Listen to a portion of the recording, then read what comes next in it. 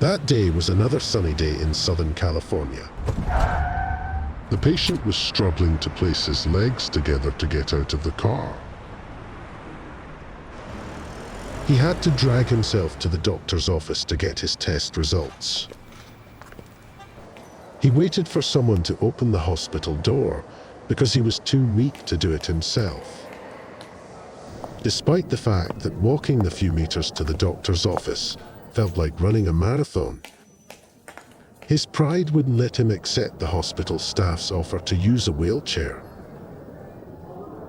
What seemed like a simple walk for any healthy person had become a test of endurance for him.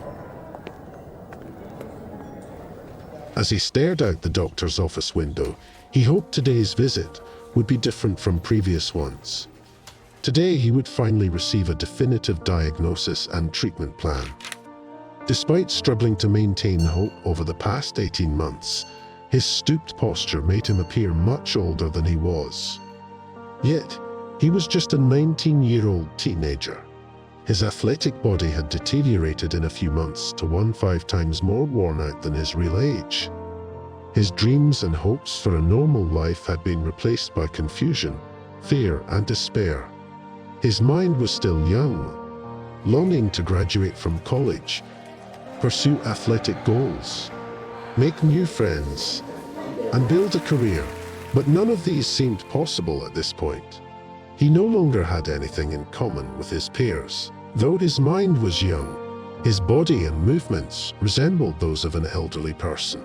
Everything had started 18 months ago with anxiety attacks, panic, and depression, which led to recurring pain on the left side of his body. The pain became so severe that he had no choice but to see a doctor. In hopes of finding a cure to return to a normal life, he constantly visited different specialists. Unfortunately, none could identify his illness. Their approach to diagnosing and treating his disease felt like a never-ending game of whack-a-mole, as the root cause remained undetected. Gradually, his condition worsened, making life unbearable. Eventually, he needed round-the-clock care from his relatives, prompting a move from New York to Los Angeles due to the worsening cycle of his symptoms. After some time, he was able to get under the care of a specialized team at the UCLA Medical Center, hoping they would finally diagnose his progressive illness. He snapped out of his daydreams at the sound of the door opening and the doctor entering.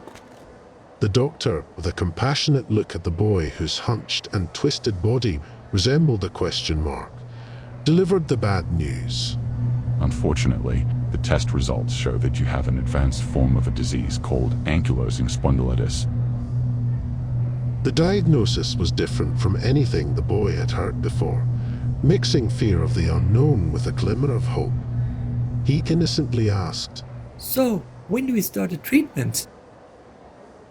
With a heavy sigh, the doctor replied, Unfortunately, there is no cure for this disease. The boy's breath caught in his throat as the doctor continued to explain. This is a progressive autoimmune disease that affects the organs, glands, bones, and muscles, particularly the spine, chest, and pelvis. Over time, it causes severe inflammation and calcium deposits, which eventually fuse together, leading to deterioration and brittleness. This process results in significant pain and restricted movement. The boy, terrified, said, "I already have a lot of pain right now. There must be a treatment."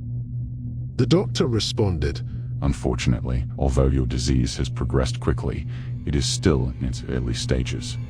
This disease becomes more severe over time and will be with you for the rest of your life.